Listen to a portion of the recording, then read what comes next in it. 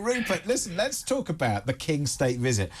From the outside, to me, it was a real royal success. I think, without question, I think the French were pleasantly surprised. Of course, there were going to be some dissenting voices. I think part of no surprise, the French Communist Party weren't happy with it, but, you know, that was ever going to be the case. But I think, actually, the King and Queen played all the right notes throughout the week, and that was just what they wanted to see. There was definitely that element of entente cordiale. President Macron and his wife clearly get on well with the King and Queen, and that helps sort of put everyone at ease, so you're not looking for a sort of gaff here and a gaff there, because the body language between the pair is not going to be that good, but clearly it is. It's, you know, obviously it was cancelled back in March when France was going through some difficult political times, but overall the trip to Paris and indeed speaking in the Senate is a huge deal. Well, it's certainly... and in French as well. Exactly. Let's hear a little bit of what he had to say. In those days, there was no such thing as English wine. As Roland Topor surmised, les Français ont du vin, les Anglais de l'humour. Absolutely hilarious. What? Did anybody tell him that his accent's abominable? Hang on. How many British people have got abominable French accents? But he actually speaks French, so I'm going to slightly defend him there. OK, well, you can defend him all you like. I thought the accent was terrible. But I really appreciate the fact that he spoke in French. I mean, Renee, he did a good job, didn't he? It's impressive. Of course he did a good job. And I think, you know, that's what our royals are here for, to do that kind of ceremonial role and do it beautifully. Full marks. I think it's a 9 out of 10. Did extremely well. Bravo.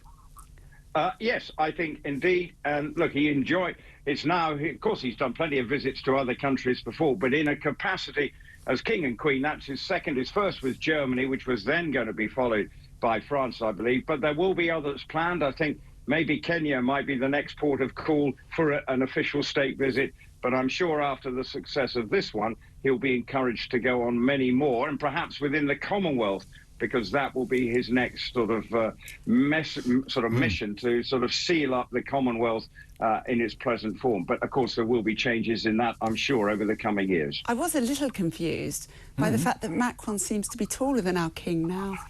Wow, because Macron's not a tall man. I think there's a whole other conversation. Listen, height and sausage fingers are two things that we don't discuss when it comes to the king. Let's move on quickly to the subject that one should definitely not discuss when it comes to royalty. Harry! Oh, what happens now, Rupert? Before we get to the whole Harry debacle, I guess what people won't understand is that if you are a member of the royal family and you want to stay somewhere, I'm assuming that a little bit like a hotel, there's a booking system, isn't there? There is a booking system, but of course he doesn't have somewhere to go now. But it's not as straightforward as the conventional booking system. And there's a whole issue at play here. What do they do with Harry's accommodation situation in this country? Because he's still a Chancellor of State, so he still has a quasi-official role within the royal family that is considered important. Hence the reason you actually saw William hot-footed back from New York to make sure he was back in the country when the king went off to France. So, you know, there's all this sort of behind-the-scenes stuff. But clearly, trying to book accommodation at Windsor Castle, he wanted to see his father, but his father was in Balmoral. When you turn up to see this family, it's not straightforward. Can I book in? I want to ask you a quick question, though, because there is some anger in today's Daily Mail. Historians' anger after late Queen's private letters are entrusted to an aide, Paul Wybrew. If and when I see Paul Wybrew speak, what should I ask him about these letters? Well, basically it will be the whole gamut of her letter writing, and he was much trusted, and so I assume what he's doing is going through them, and then they will be filed in some national archive for later date to review what we might actually then reveal some of her thoughts on some of the political things that happened over her years. But Paul was much trusted by the Queen and has been left to probably and I assume with the King's blessing, to go through. I mean, her what an amazing legacy to be able to look at that. I mean, look, the good doctor is here, and inevitably she loves talking about Harry, and she thinks that he's a fantastic individual, and no criticism should ever. We shouldn't mention his name. I mean, you're not impressed by him, are you? I'm really not impressed by him, but I'm not impressed by the press continually putting him on the front pages either. I think just let them get on with their lives and let us get on with ours.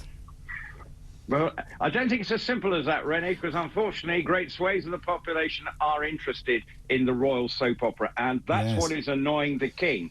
You know, that actually we should be reflecting on the success of his state visit, yet the headlines are about Harry's accommodation issue. Meanwhile, let's talk about, OK, so if you know, competition for the most favourite royal, is it William, is it the King? But also, who is the least favourite royal in the UK? Well, I think it's a battle between Harry and maybe Meghan and the Duke of York, but I think the Duke of York is currently the flop as far as the royal family is concerned in terms of the polls. And basically, he seems to have been left to appearing at occasional family gatherings around the country or seen on a horse in Windsor Park. That is basically what it feels like his life in terms of where we see him. And he was photographed again yesterday, riding around Windsor Great Park. He looks happy enough, but clearly his life now is very much a prisoner within the royal family, because this poll actually indicates where he is. He is not actually in any position to restore his life within the royal family. Does he have to book a horse? I think he probably can just ring up the royal household there and say he might even have his own horse that is put aside for him to ride. Remember, he's in his early 60s, but he has ridden all his life. The Queen was riding into her 90s, so it's what you do when you're an elderly royal family, and perhaps in this case, when you've got nothing else to do, you ride a horse to be seen in public every so often. Be seen in public and then have lunch. Why not? Rupert, I guess we wish you well. Thank you so much for joining us this morning. Have a lovely time doing your research at the Ryder Cup. I'm sure that's going to be a very tough gig, along with everything else you have to do. Have a glass for us. That is it for Rupert's Royal Roundup.